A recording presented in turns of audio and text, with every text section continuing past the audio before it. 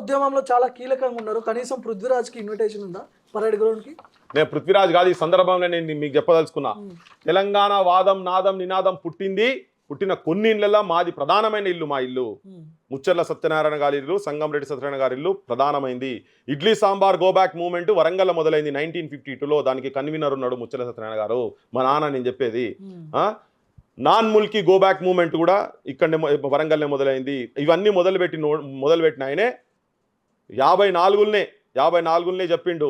ఆనాడు మనవారు ఆపదల పాలయ్యి ఆశ్రయం మిమ్మంటూ ఆగానబోయితే పండుగని మనల పిండినారేవారు నైజాము మూర్ఖులని నవ్వినారే నాడు. ఆనాడు మాతృభాష గుపించలేదేమి, ముక్కోటి బల్గమంతొక్కటన లేదేమి. తెలంగాణ సోదరా తేల్చుకో నీ బ్రతుకు, మోసపోతివ నీవు గోసపడుతావు. చావు బ్రతుకుల మధ్య సాగుచున్నది నావ, ఏ దరికి చేర్చేవో సోదరా నీ నావ. ఆంధ్రులతో కలిసి నీ వడుగంటిపోతావు, ప్రత్యేకమయ్యుండి ప్రగతి సాధిస్తావు, ప్రతిభ చూపిస్తావు అని రాసినటువంటి ముచ్చర్ల సత్యనారాయణ గారి ఇంట్లో నుంచి మాట్లాడుతున్నా నేను కొడుకుగా. ఇది ఒకటే కాదు, ఈ ఇంటికి ఇన్విటేషన్ లేదు. ఇది మొత్తం చాలా అంటే నిజాం అప్పుడు ఇక్కడ నుంచి మనం ఇబ్బందులు పడి వాళ్ళ సైన్యాలు వచ్చి దండయాత్ర చేస్తుంటే శరణమీయం అని చెప్పి ఆంధ్ర సైడ్ పోతే మనని చులకన భావంగా చూసిండ్రు. వాళ్ళతో మనకు పొంతనొద్దు పొత్తొద్దు అని. కాళోజీ నారాయణరావు వాళ్ళందరూ అప్పుడు సమైక్యవాదులుండే. కానీ ముచ్చల సత్యనారాయణ గారు మాత్రం కాదు, సపరేట్ ఉండాలని చెప్పినాడు. భాష ఒకటి ఉంటేవి, బ్రతుకు ఒకటి ఉండాలి. గోంగూర పచ్చడిని కోరదోయి మన జివ్వ, కాళ్ళు చెప్పులు లేక కదలదో ఈ అడుగైనా, నిండు దుస్తులు లేక ఉండలేమోయి మనం అని చెప్పని తిరుగుబాటు చేసినా కానీ అట్టిట్లా చేసి కలిపినరు. తెలంగాణ ఆంధ్రాను కలిపిన తర్వాత హైదరాబాద్ స్టేట్ను ఆంధ్ర స్టేట్ను కలిపిన తర్వాత నీలం సంజీవరెడ్డి మొట్టమొదటి ముఖ్యమంత్రి పెద్ద మనుషుల ఒప్పందం ఉల్లంఘన చేసిండని చెప్పి ఆయన మీదనే మళ్ళీ తిరుగుబాటు చేసి మళ్ళా రాసిండు. 58లో చెప్తున్నా, 1958లో రాసిన వాటి గురించి చెప్తున్నా. హక్కు చీన్ కర్ హమారా అప్నే కో తూ సమారా సును బాత్ కా వారా కరోడ్ కయ్యనారా చొడోజీ తెలంగాణ చల జాओ రాయలసీమ చొడోజీ తెలంగాణ చల జాओ ఆంధ్ర సీమ అని. वायदों की नद्दी बह गई, धोखा परेब रह गई, कुत्ते की दुम तो मुड़ गई, टेढ़ी की टेढ़ी रह गई, याद रखो प्यारे फाड़ेंगे पायजामा అన్నాడు. సంజీవారెడ్డి మామ అయ్యో రామ సంజీవారెడ్డి మామ.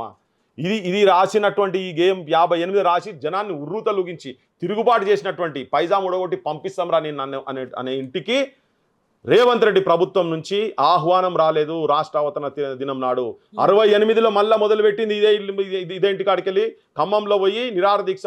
12 ఏళ్ళు గడిచినా కానీ పుష్కరం ఒక్కటి పోయినా కానీ వేరు బుద్ధి వారు మానరు బాబు, పాడు బుద్ధి విడనాడరు బాబు, జాజిరి జాజిరి జాజిరి జాజిరి కిలకిల జాలపుతాడు, ఎన్నడు గాలుతుందో ఆంధ్రుల కాడు అని రాసినటువంటి ఇంటికి ఇన్విటేషన్ రాదు.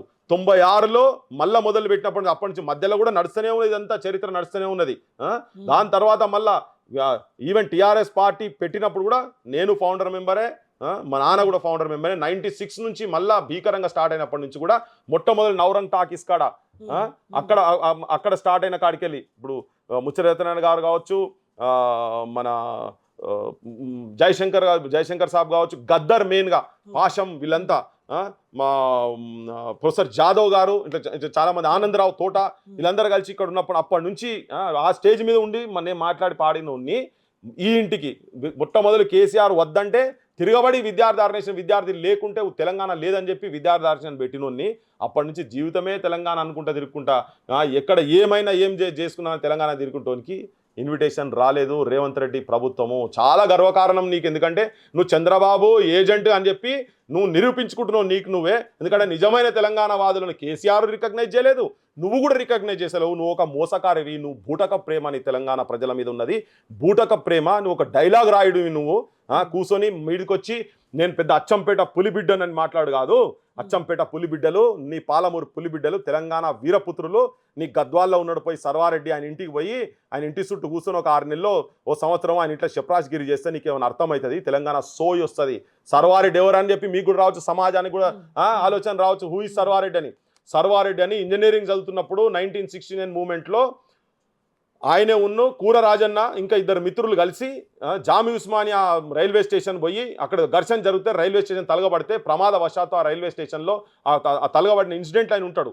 ఆ ఉద్యమకారు అటువంటి ఆయన వాళ్ళ ఇంట్లోనే మేము తాగులాటరం తీసుకొచ్చి మేము సత్కరించినాం. మేము 2007లో మాకు తెలంగాణ సోయి ఉన్నది, ఈ ఆత్మ కొట్టుకున్నది తెలంగాణ గురించి. నీకు లేదు, నీ ఎంబడున్న తాబేదారులకు కూడా లేదు. ఎందుకంటే రాజకీయ అవసరాల గురించి వాళ్ళు కూడా పనిచేస్తారని చెప్పదలుచుకున్నాను. ఈ ముఖ్యమంత్రికి తెలుసు, పృథ్వీరాజ్ గురించి తెలుసు, ఆయన చేసిన ఉద్యమాలు తెలుసు, మీ నాన్నగారు చేసిన ఉద్యమాలు తెలుసు, త్యాగాలు కూడా తెలుసు. కానీ కావాలనే టార్గెట్గా పిలవలేదా, లేదంటే అవమానించడా? దేనికి అసలు? నేనైతే అవమానంగా ఫీల్ అవుతున్నబ్బా. కానీ నేను నేను ఆయన మొదటి నుంచి కూడా చంద్రబాబు వెంబడే తిరిగిండు. 2017లో కదా ఆయన బయటకు వచ్చింది. అప్పటిదాకా చంద్రబాబు వెంబడే తిరిగిండు కదా, 2 కళ్ళ సిద్ధాంతం కదా, ఇటైతే అటు అటైతే ఇటు అనేటోళ్ళు కదా వీళ్ళంతా ఉద్యమకారుల మీద తుపాకీ పెట్టుకొని తిరిగేదే. ఆయన మీద నాకు అది ఫస్ట్ నుంచి ఉంటుండే.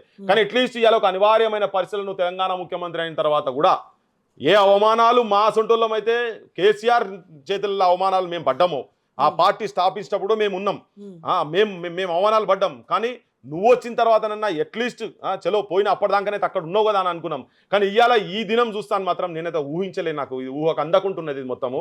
అందుకనే చెప్తున్నాను, నీది తెలంగాణ ప్రజల మీద, ఈ ప్రాంతం మీద నీది ఫేక్ ప్రేమ, you are a fake person, Revanth is fake.